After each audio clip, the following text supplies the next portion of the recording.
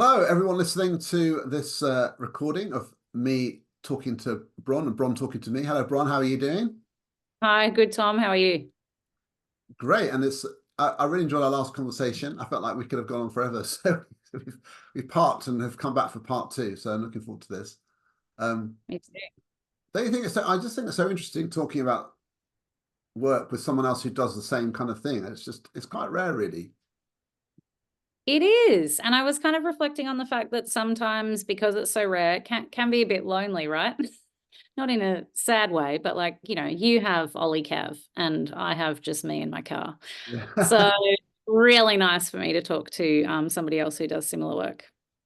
Yeah, and Oliver's a good colleague, but he does sort of he sort of he's like a kind of mirror to I tell him what I see and then he kind of theorizes it for me, but he doesn't Yeah. actually go into lessons anymore himself. So um he kind of relies on me to say what I see. And but I do work side by side whenever I go into a school to Yeah. watch lessons. I'm normally with somebody else. We go together.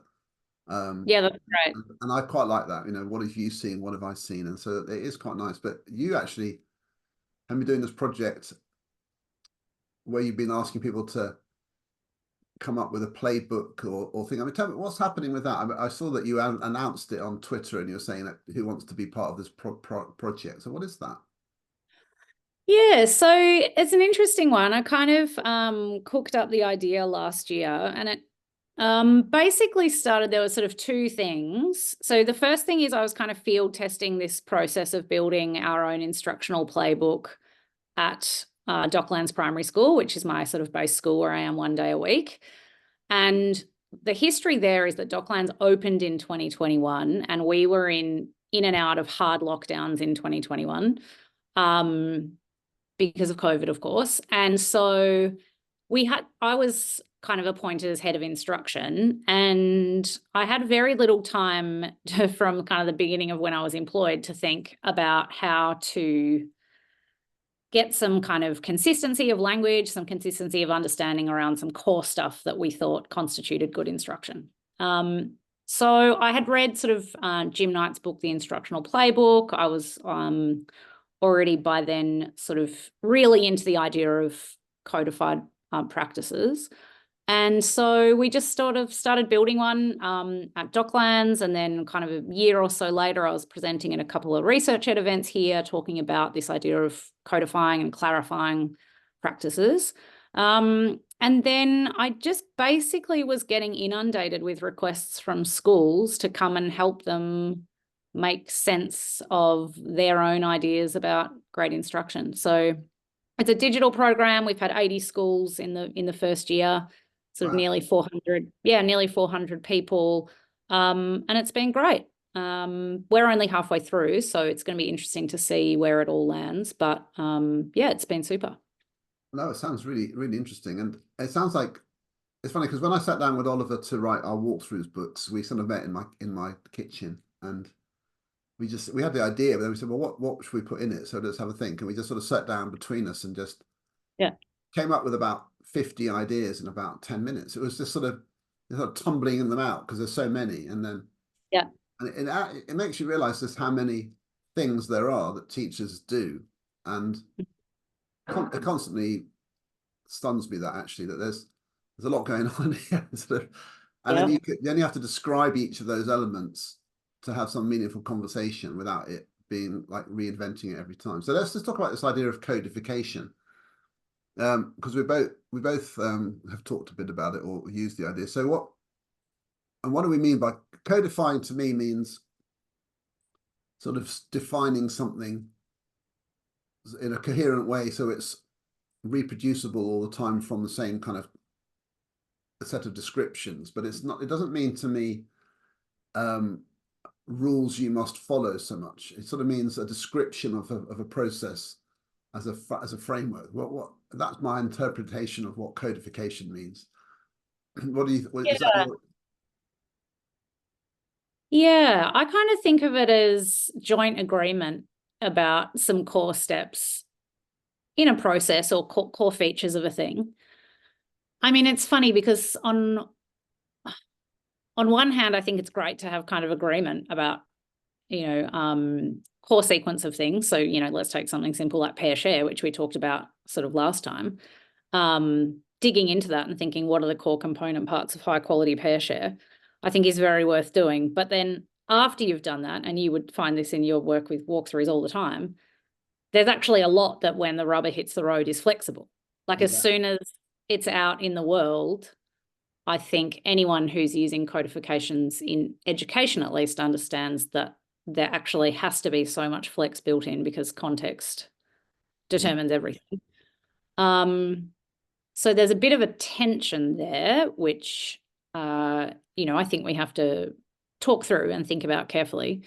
Yeah, but that's how I kind of think of codifying. It's kind of this some sort of joint agreement. I think precise language, you know, understanding that what I think is this, you also think is that.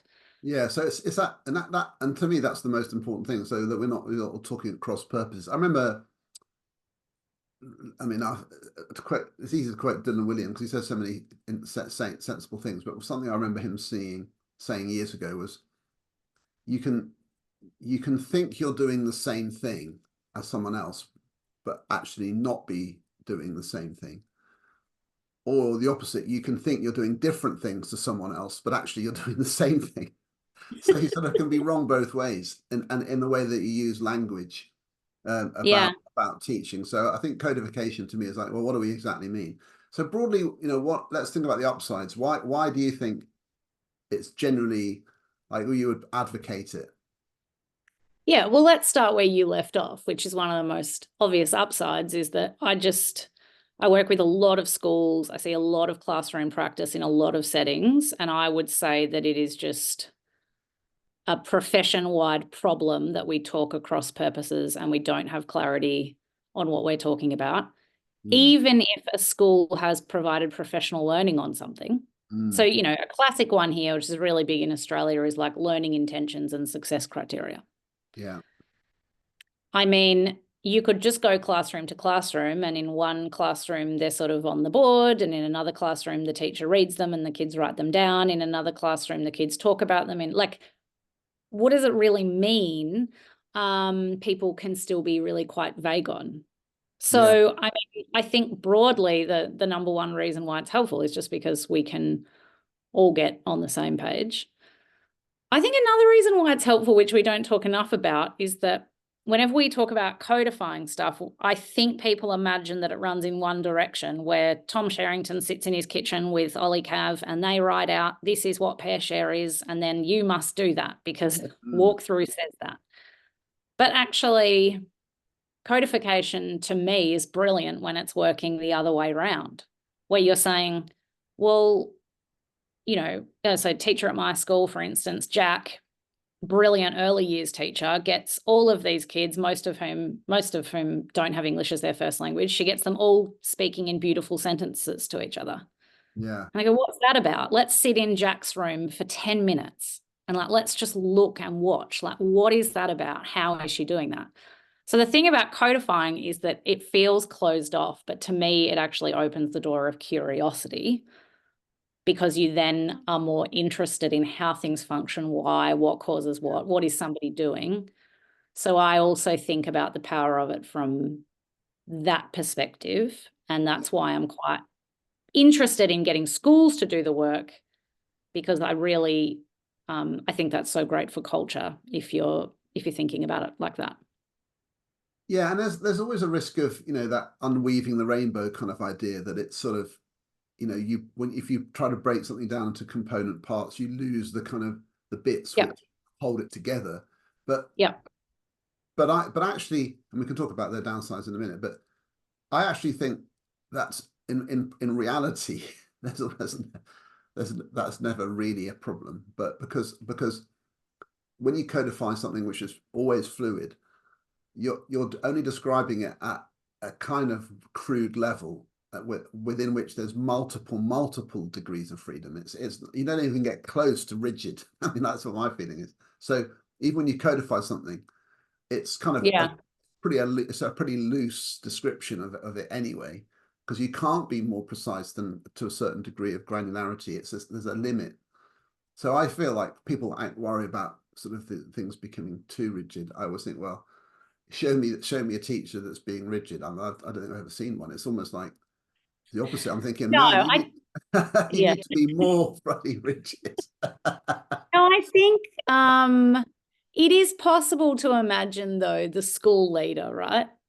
Yeah. Who like it's just immediately possible to imagine the school leader who thinks that moving through the component steps of pair share, as it's said in the book, is what constitutes quality. So I agree with you. I don't think the dangers are at the classroom level so much as they are at the leadership level. Yeah. What do you think about that? Yeah, possibly, yeah. So for some people hear codification as absolutes, and people start talking about non-negotiables, and that sends shivers down my spine. Yeah, me too. Yeah. But I feel like though for another upside of codification, so for me there's a communication thing, a kind of fidelity or a kind of coherence of an idea without it being distorted, and it kind of survives multiple kind of iterations if it's codified. So you always go back to the source. It's a bit like the difference between digital and analog. You kind of, even if a digital signal gets a bit corrupted, the bits are there because you can just boost them back up again, and that's true with a codified technique in a few steps. You can go, remember what they are though, and you can keep repeating that. And especially when you're talking about trying to improve at I don't think it matters so much when you're coaching, say, an individual teacher, but when you're trying to get a whole school moving forward, if you've got, say, 50 different conversations happening across the school, and they're all trying to talk about similar things, if they're all talking about different things in their own different way, it's very inefficient. And then the training, so it's codifying at the level of training, then down to the coaching. But then for me, the main benefit, I think, is actually in terms of formulating a mental model for what to do for a teacher. So if I'm going to do using success criteria, that's a kind of an abstract concept. But if someone's codified that for me, when I'm trying to enact it, I'm thinking, okay, then first I'll do that, then I'll do this, then I'll do this, and then I'll do that. And it helps me organize my thinking in enacting it. And that could be really useful. And if I've shaped that codification myself, then great. But it could just be I've taken it from somewhere and I'm just sort of making it work for myself. And that's more and more where I feel it has real power, is helping the teacher form a kind of routine around a process. Yeah. And also, two things sort of come to mind there. One is also like what you've just described then of the teacher going, I can do this, and I can do this, and I can do that. Like, how important is that for graduate teachers? Like, I just think we so often throw graduate teachers in and you're like, oh, just demonstrate it, just model it. And it's like, well, it might be the first time they've ever done a fully worked example of that mathematical concept, or like that's actually really complex. So I think another thing that people, I think, worry about is that it's dumbing teaching down, whereas I think of it as almost the opposite. It's like trying to craft some clarity out of absolute complexity that experts have no problem with, right? Like the expert doesn't need the stepped out thing because they've already got expertise. But like, at my school, as an example, we're really deliberate and careful and structured in how we would run, say, a mini whiteboard routine. And we have our graduate teachers working in triads on a Monday afternoon, practicing how they're going to get the kids to use the whiteboards because it's really hard. Like, it's really hard. And of course, in a group of 7-year-olds, the whiteboards could become a complete distraction. And then the graduate feels stressed. And yeah, so that's the first thing is like, I think that process of like, then I can do this, then this is particularly helpful, in your first sort of 5 years of your career. And I've completely lost my second point, but I did have one that I thought of. Yeah, I've completely lost it. It'll come back. What I find sort of fascinating really with teachers is how, personality comes into the play all the time. And the codification is it's a framework. And I feel like you have to get teachers to kind of see that you sort of have to go through a process. And I always tell a story about this, and I've got 2 stories about this. I'll tell you both of them. One of them was, I saw a teacher last year who was a geography teacher, and he was doing cold calling. and I think I don't think I said this in our last talk. I hope I'm not repeating myself. No, you didn't. But I was watching the lesson, and he's about 30 or something, as teacher, and he had obviously already formed a habit where he just says, "Okay, guys, who can tell me?" And even though I was in the room, he kind of, his habit was so strong, he wasn't trying to think, "Oh, I need to perform because I'm being observed." He just said, "Okay, guys, so what were the three main factors that we talked about? Three types of factors that we discussed after the earthquake." They're talking about Kathmandu earthquake. Who can remember the things we talked about last lesson? Pause. And then he looked at me and he went, "Oh, no, wait, guys, wait. Everyone, have a think. What were the three main factors? And I'm going to give you some thinking time." And that's like the next step. And then he was saying, "Right, now let me select somebody, because that's the next step." He was narrating. And then he said, "Okay, Joanna, okay, so that's interesting. Now I better respond to that, because that's the next step. Give me an example of one of the economic factors then, impacts. And then let me ask somebody else what." And so he's mentally going through our cold call. And it was like, I was thinking, this is great, because I'm watching this in real time, a teacher making themselves follow through a better procedure. And it was like, afterwards, he was saying, "I kind of know it's just making me do it. It's just the habit. I haven't got the habit yet, but I know it helps me." And I thought, wow, that's interesting. The second one is the counter example, but how you still need to be really clear. So I remember years ago, before I'd even thought about writing about this stuff, but we had this technique called signal, pause, insist. Oh yeah, we have that here. Yeah. Pause, and then you insist by pause of looking and pausing. I went to a maths lesson in my own school about 3 weeks after the training, and this math teacher was going around the class going, I insist for the pointing at kids." And I was saying, I thought, what is she doing? And then there was a moment in the lesson where I could pull her aside. I said, "What was that? What's the win?" She said, "Well, you said we have to say a signal, pause, insist." And I said, "You don't say insist. You just..." I don't mind it though. No, but then she said to me, "Oh, thank God for that." I thought it was really stupid, but I thought that's what you wanted us to do. I think most of my teaching could be improved by just aggressively pointing at people and saying, "I insist." Yeah, exactly. That's what it probably works. But it was the fact that she was doing it out of duty, like rather than because she thought it was a good idea. And you think, okay, we really need to explore the rationale. And so a codification has to have an organic sense to it, or otherwise you end up with this sort of weird performance which could be totally wacky. And that is, I really learned a lot from that, thinking, wow, we really have to check even basic things. Yeah, but it also highlights the point that ideally the people who are engaging with these codifications are doing so in a culture where they would go, "Bron, what the hell is step 2?" Like, you want someone to go, "I would never do that." And you go, "Great, why?" And then you want that, it's a conversation. Like, it's not a one way, like, do this, then do this. So like, for instance, at my school, part of the playbook development we do is like constant iterative feedback with staff, but it's also a live document where we're having conversations in the margins all the time. And it's just a Google Docs, right? So we're always, developing different parts of it. That thought I had before has come back to me, which is that I think another upside of codifying things is that sometimes we forget that there are kids in the room who could really benefit from having predictable taught routines about what the hell we're doing. Like, how are we run pair share if we don't have, like, how ace is it for a grade 2? It doesn't matter what class I go to, that all my teachers at school have these expectations around pair share.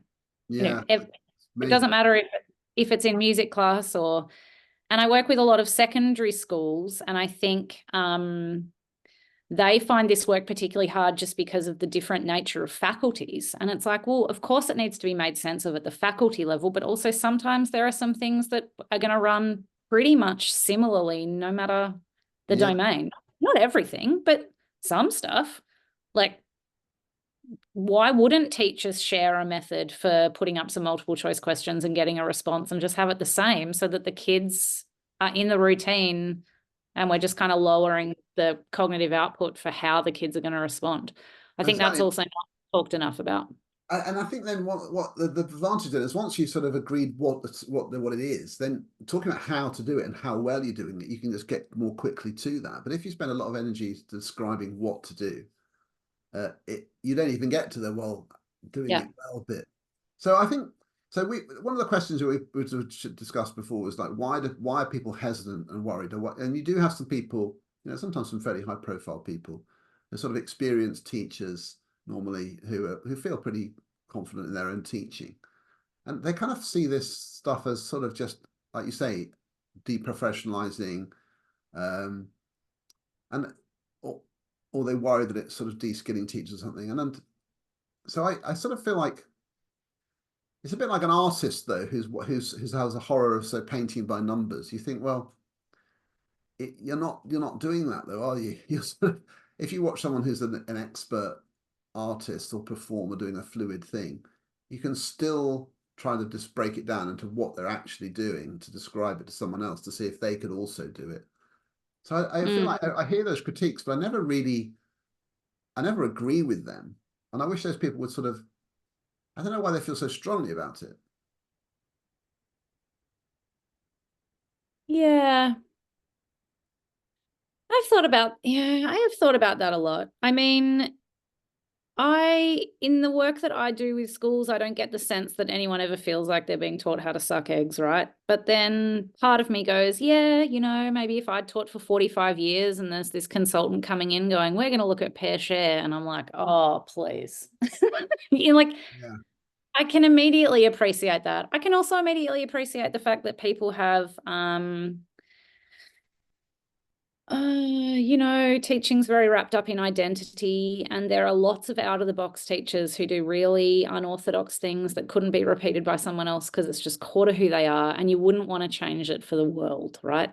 Yeah. There's always that. Like, we've got to have room for just those out-of-the-box people who you'd go and watch and go, well, nothing there is replicable. Yeah. And you are an incredible teacher and you're an incredible at your craft. I think that's true. Although what I feel like we've got to have room for that. Yeah. And I sort of do agree with you that I'm never convinced by those critiques, but I do take them quite seriously because I think there's truths, I think, in there in people's hesitations. Like, I don't kind of discount them, but I still think there's a net benefit there. I mean, I don't know how you run professional learning without any codification. That's the thing I keep coming back to, is like, what would it even look like if you didn't have any? I don't know. Like, when I think about trying to work with teachers at my school to get better at anything, I just can't really think of what it would look like if we only ever existed at that principle or big idea level. Like, no, you just have to, you have to get into techniques. There's no way I can't see how you sidestep that. Well, and I've sat in training in the past where people talk about sort of stuff in such lacking so much detail, you end up thinking, I still don't know how to do it. That's interesting but not useful, and so making things practical is so important. But I still feel like there's so much autonomy. I think people worry about autonomy. It's a big issue. There's a big issue in teacher retention. Yeah. So one of the key factors that help what the teachers, is one of the top things, as well as sort of paying conditions about keeping teachers in teaching, is their sense of autonomy. And I feel like that's important. But I feel like that running an hour of teaching with a group of children, there's so many decisions you have to make. If you've codified techniques that you can just choose whenever you need them, the choices are then around when to use the techniques and which questions to ask and so on. You have massive freedom there. But the technique that you then use, if you've got it down to a kind of nicely sort of fixed routine that you kind of can run through, I just feel that's liberating. It's not holding you back. So, just for example, I want to find out if everyone can do this or knows this. Do I get them to do a pair share? Should I use whiteboards? Should I just do a cold call? Who do I ask? How many do I ask? These are all huge permutations. So I always feel like, but at least when they say, oh, well, do whiteboards, we can just go, okay, whiteboards, do the routine. If I also had to think about, like, how should I do the whiteboards? It's like, there's so many things already to think about. Give people a break. Yeah. That's how I see it. It helped people to be creative rather than holds them back. Yeah.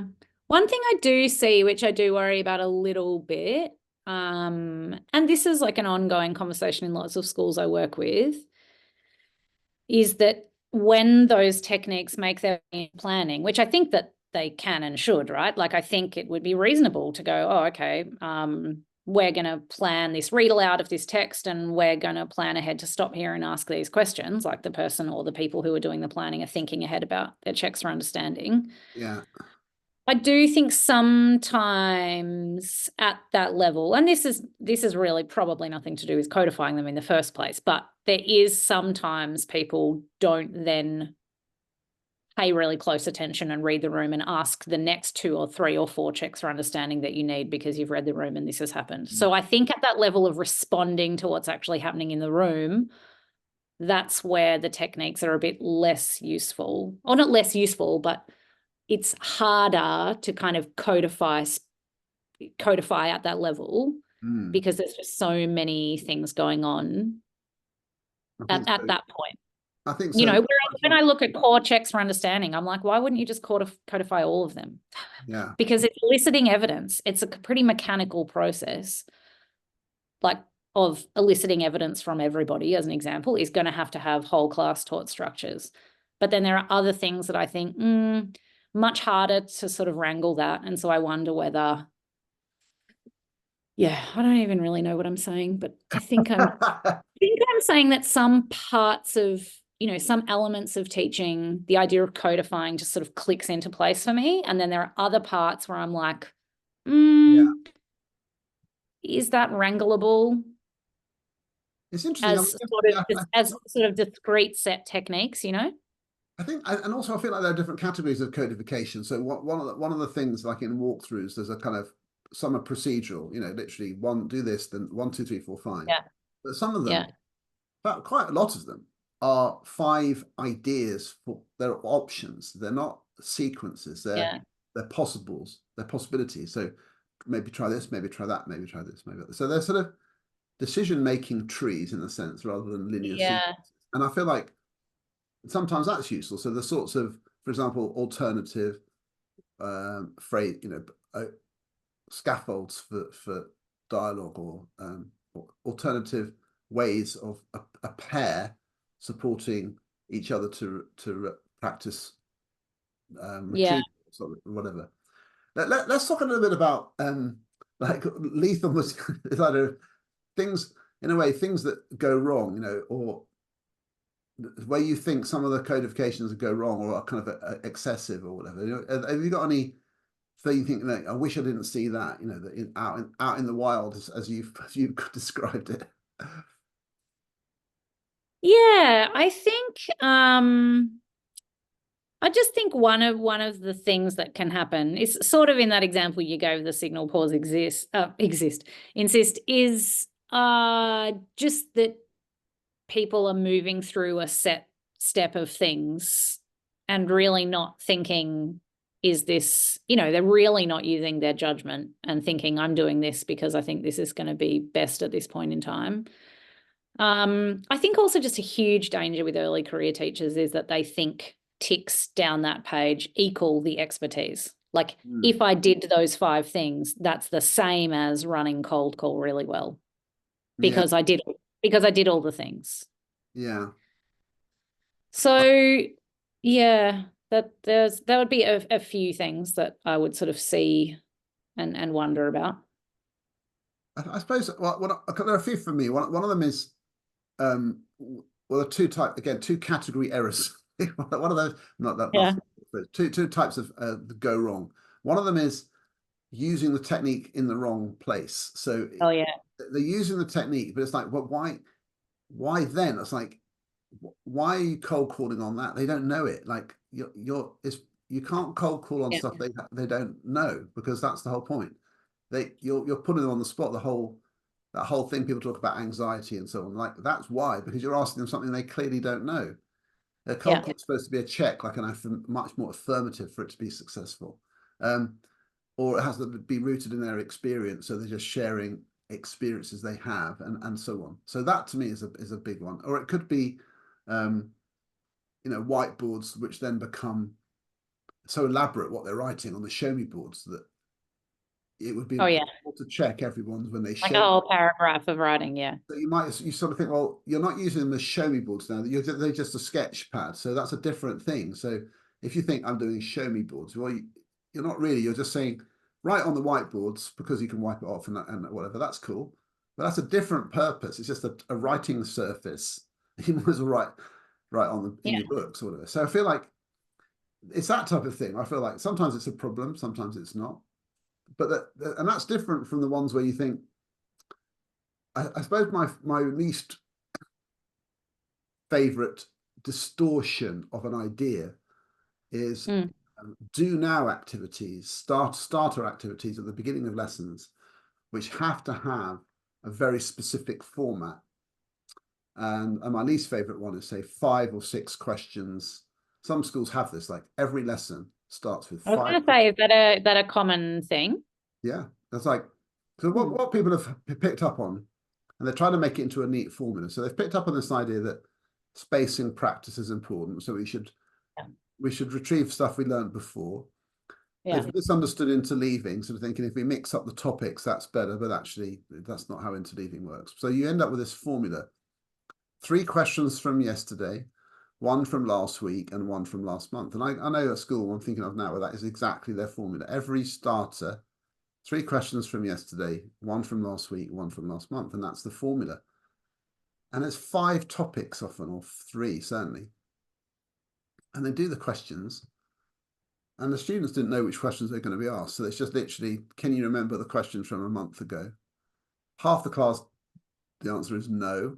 And so the teacher's faced with this horrible choice of, oh no, half the class can't do that question. So I've got to teach it all again now. And it just feels like the whole thing sets the lesson off in this terribly muddy way where you're just revealing that kids don't know stuff what do I do with it? It just, and that's not what. But all of that comes down, doesn't all of that come down? And like your example before of cold call as well, comes back to the fact that it's like I can't think of a way to do professional learning to improve practice without the techniques, but actually the vast majority of our professional learning time should be on the underlying principles of the thing. Yeah. Like, is that how you kind of think about it? So I think about, let's say, like the idea of checking for understanding as an example is like the big thing that we're going to do to death in our reading and our understanding. And then I know, to check understanding, I have these lots of different ways that I can do that. Cold call is one. Show me boards is one. Yeah. You know what I mean? Like, it's like the difference between thinking, the kids have the whiteboards and the kid, in one room, it's I'm going to do show me boards. And in the other room, it's I need to check X piece of content at this point in the lesson. What's the best way to do that? And then I select a technique. Yeah, I agree, exactly. But I feel like what happens with this particular one I'm talking about is there's a fundamental problem, which is you could do a whole training on memory, for example, and retrieval, and like theoretical ideas about memory and how it works. And then you think, okay, so how do we systematize that? We're going to do regular checks for retrieval. Okay, sounds so far so good. And then you get to this thing of the topic range. And this is where it goes wrong, because the question from last week or last month assumes that the children knew the answers before. And now we're just trying to see if we can still remember them. And that's where it goes horribly wrong. Because a lot of the children, you realize, never knew the answers before. Like, it never made sense to them in the first place. And they're sitting there going, well, but that's also understanding the underlying principle of what the word review means. Yeah, exactly. It's true. It does. It's like when people talk about retrieval practice, and it's like, it's only retrieval practice if they're retrieving it. Yeah. But that bit is often left. It's like, it's retrieval practice. It's like, not if it's not in long-term memory. There's nothing to retrieve. Yeah. And linked to that, linked to that is the purpose of it. Like, so why am I doing the test? It's like, yeah, it tests the students. So there's a testing effect by them seeing if they know it. But as a teacher, if it's responsive and you're in a kind of also a responsive teaching mindset, you're thinking, surely you need to at least interact with their success rate. And often, and for me, this is probably the weakest practice I see. Well, no, I've got a list of those, but it's in the group of bad practices.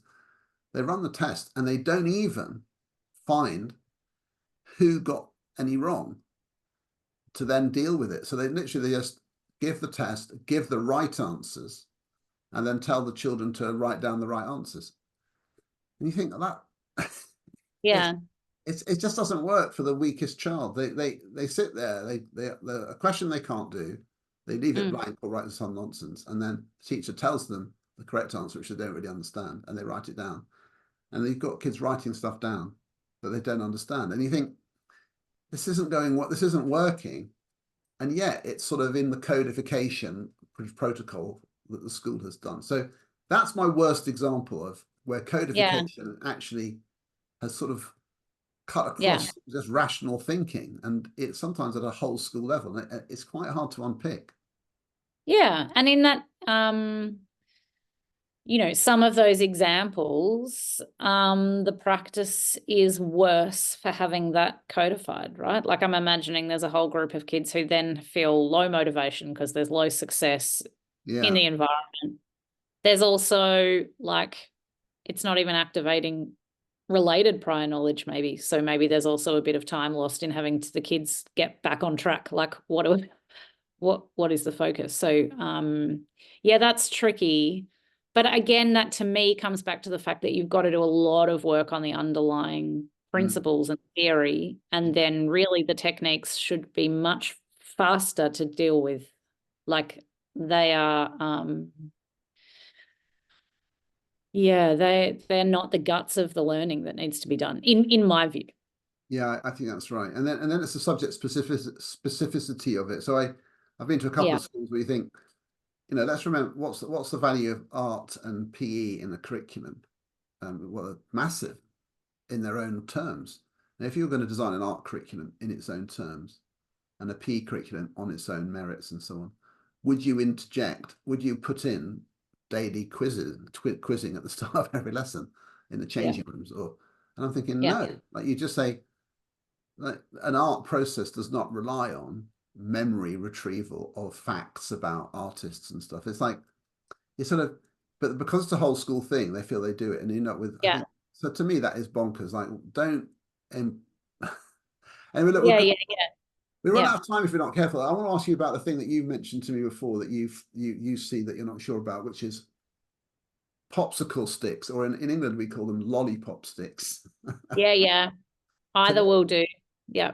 Let's go with popsicle sticks, because that's what what's your issue with that? Well, I feel really awkward saying this out loud because I really resist. I don't like saying that I don't like practices, because I'm well aware there's someone listening to this thinking, but I use popsicle sticks and they're great. And I'm sure that that's true. I'm sure that there's a ton of things in education that, can be done well by someone somewhere. I guess I'd just raise it because I'm interested in what you think about practices that you see that you're unsure about. And that would be number one on my list by some margin. My colleagues laugh at me and say, Bron, you are going to die on this hill. And they often call me stick lady because they know I'm so bothered by them. So, I mean, I think, first of all, I would just say that a lot of schools that I work with call that cold call. Is that the same in the UK? So they would call it cold call to have a tin with the kids' names in it, and you would pull one out, and then so I pull Tom out and I say, Tom, what do you think? Is that what schools would call cold call? No, most don't, but I have met many teachers who would say, oh yeah, I do cold calling. I'm always using my lollipop sticks, and they conflate the two, but it's not generally. Okay. Most teachers doing cold calling are not using lollipop sticks. So it's right. Okay. Yeah. Okay.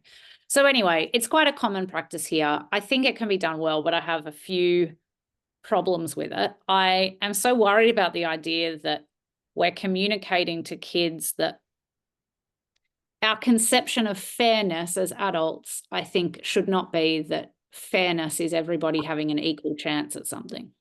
Yeah. Like, fairness is not everybody having the same. That's a juvenile view of fairness. Yeah, it is. So I really worry about the idea that, well, I have to pull them out so the kids don't think I'm picking on them. And it's like, but equality is not the same as equity. Like, everyone having an equal chance is not equitable, because you know there's a kid in that class who needs 4 times the number of repetitions and checks for understanding than the kid next to him. Yeah. So that I really worry about. The second thing I really worry about the practice of asking a question, then you kind of like rattle the tin, and like some well-trained rat, all the kids start salivating, and then they start thinking where they hear the tin going, and they're like, shit, the tin, what did she say? What, you know, like, they wait to hear this rattling tin before they think. Or, you know, a kid's like looking down like this and they hear the tin and they look up.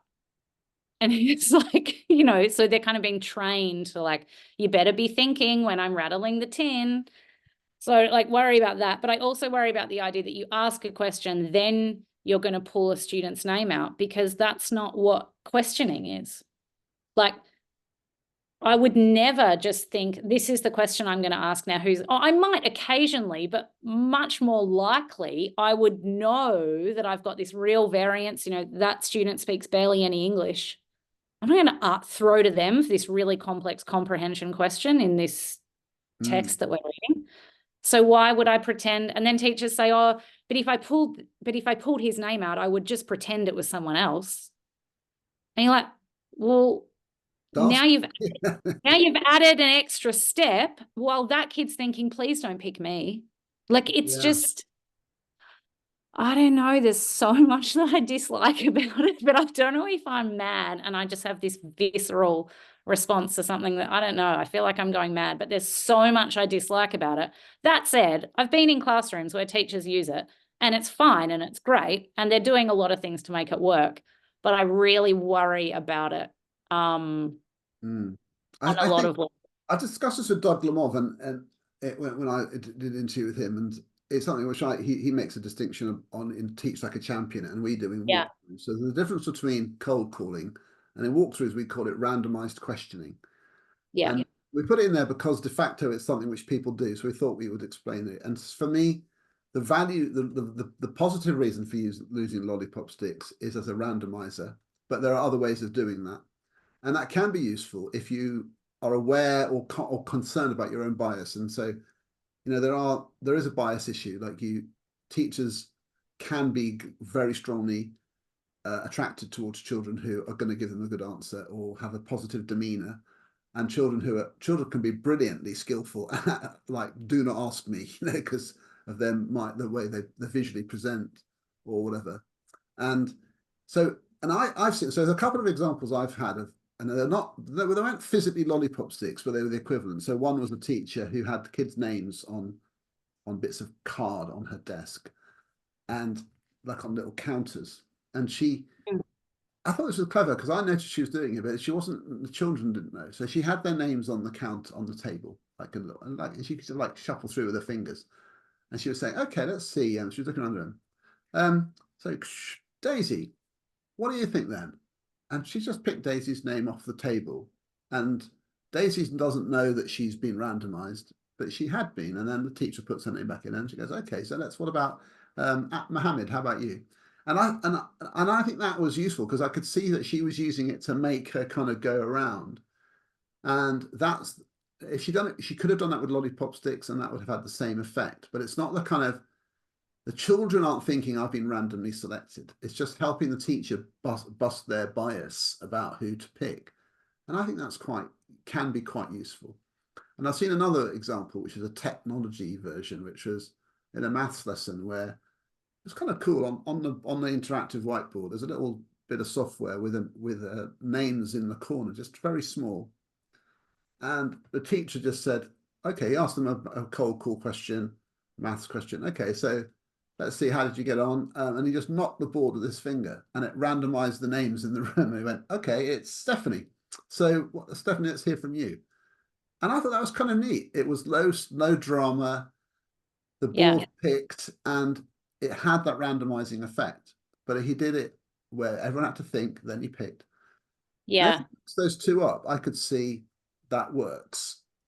But my peeve is the drama. I just can't bear it. Ooh, it's Bron. It's like, oh, Bron's going. This is the other thing though, and this is, I am going to die on this hill. But yes, I get the bias thing, and I can immediately appreciate. I was working with a teacher recently who lays out her sticks on her table, and when she asks a kid a question, she just pushes it up a little bit. So she can see this pattern of questioning, right? So she's just physically pushing it up a bit so that some are taller than the others. And she goes, oh, I've asked a few questions to that kid. That makes total sense to me. But like the other thing about that randomizing thing is that if I'm a student, I want to think that Mr. Sherrington asked Bron. Yeah. Like, let's look at it through the student's perspective. Like, I want to think that Mr. Sherrington wanted to know what I thought. Yeah, exactly that. So, like, I also really worry about, just worry about it from a lot of different perspectives. That's because what I Dr. Moss said. He said to him that was the main point. Investment. I'm selecting you. I care about you. I want to know. Yeah. And I think that's important. And that's why secret. Or like you've got the kid who's come in and who was a bit teary and has taken 10 minutes to compose themselves and has had a shit day, and they're finally back into the lesson, and bang, of course I'm going to you to ask you something simple, to say, good job, nice. You know, like it just is like, yeah, I worry about it from that perspective. But the main thing is like, you know, I would like classrooms to be places where you could call on someone 4 times and the kid next to them doesn't say, oh, he's already had a turn, because kids understand that maybe Ishan needs 4 goes at saying the syllables in this word and you don't. And that's not to say you're never going to get your turn, but that depending, you know, that everybody having the same isn't equitable. And let's face it, I mean, most of the time, unless you have techniques that you're really thinking about, the default in a lot of lessons is that the most confident children do. Yeah, don't get me wrong. I would pick popsicles. I would pick lollipop sticks over the room where 4 kids carry the whole thing. Yeah. 100%. Because I just think that at that point the risks are outweighed by the potential benefit. But we've had these kind of debates at my school. I just think if you can get really good thinking and all student response systems happening without them, I kind of feel like we should, because I can't see. Yeah.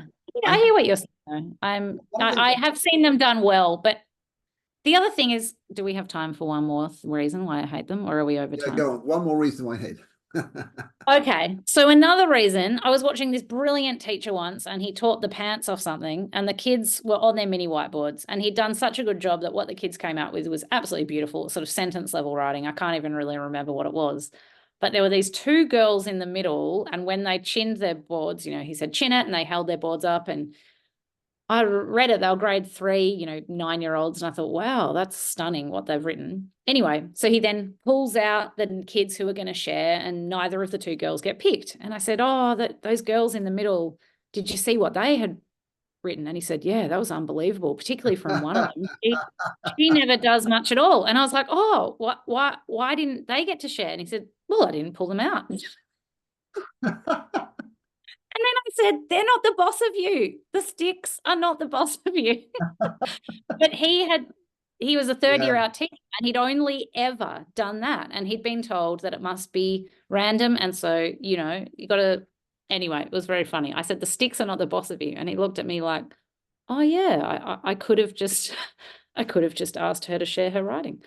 I feel like when you really get the purpose in. So I think one of my favorite walkthroughs that we have is called class discussion, and it's like a kind of synoptic walkthrough, and it's about running the room and it includes start with pairs. Instead of, I won't do the whole steps, but one of you start with pairs because then everyone talks. Literally everyone has talked. And then it says mix, cold call, and hands up. So cold call is I'm going to select a few. And then hands up is who had some interesting ideas we haven't heard yet. And then you might select. So you combine, like the cold call is involving everyone, but then let's hit, and then you might you open it up. Yeah. Pick a person that you have this mixture of like model answers that people can learn from, but also everyone's involved. If you get the best answers first, sometimes it inhibits the others, don't want to say anything. But you then sort of, you weave that together. And so a class discussion is a weaving together of multiple components. And that instinct to hear a really good answer, I think is really, really important, isn't it? And that's funny how teachers sticking to the rule, sort of that organic sense that it's the right thing to do is really, really essential. Because otherwise, one of the most obvious things, I remember seeing, David Didow talk about this, is a kind of a standard sort of clipboard type thing with a class seating plan on it. And there's a track engagement. And, a seating plan to me is when you have a new class, always if I go in, get someone to make it, or it's just on the system or whatever. I find that visual thing and the names there. I find that really useful to, apart from it helps you learn their names, is start saying, okay, let's have a look at John. Yeah, John. Right, John. So let's hear from you because I don't know you yet, but I want to find out about you. Yeah, I love that. Yeah, I love that. It's a seating plan, and in doing that, you're visually kind of tracking your own spread. Yeah. And that can be I love that. I think that kind of practice is so much more valuable than the stick thing. I mean, the other problem with the stick thing is that I'm going to die on this hill. Once you've pulled the kid's name out, the only way to make it more likely that you'll go to someone else is to take their name out. I know, that's just terrible. Got to put the sticks back in, man. Oh my God. But then it's like everyone's back in again. It's like, but that's the whole point, is to reduce your bias, but you've just made it now just as likely that you're going to call on that kid again. The thing I find so lollipop sticks you lose in the way you're describing is a big problem, I think. But a worse version of that for me is, I don't see this very often, but I do see it, is the wheel, the name wheel. Oh yeah. Absolutely hate it. And I just think the anticipation of it, all of that, it's like, why create drama around this, the selecting of who is asked? It should just be really key, really low, no big deal. And then, okay, well, I'm sounding very judgmental, and if you listen to this and you love popsicle sticks, I'm so sorry. I think it's cool. I mean, I've had this discussion with people, and I feel like it is worth having. Yeah, and you sort of say, well, you end up saying, look, it seems because I'm just going to show you what I think, and you've got what you think, and that's fine. But you've made me think, and I'm hoping I'm making you think, and that's kind of that's what you're doing. And but the purpose, it comes down to the reason. So remember, why are you doing the lollipop sticks? And if you're thinking about randomizing, okay, but then the whole thing of investing in children, so mixing them up. And I take a line about saying, don't call it cold calling, because that's something else. Like, we have to separate those two. And if you're not separating them, we're really getting confused there. Oh, Bron, I think we're going to have to stop now because this is amazing. We could just geek out about this stuff for hours. I absolutely love it. It's great. And so thanks so much for your time, Tom. Say again, sorry. Thanks so much for your time, and enjoy the summer and all the things that you have on at the moment. Yeah, and you too. And I'll see you in Melbourne in October. Yeah, fab. Can't wait. Yeah. All right. Thanks, Tom. See you soon. Bye. Bye-bye.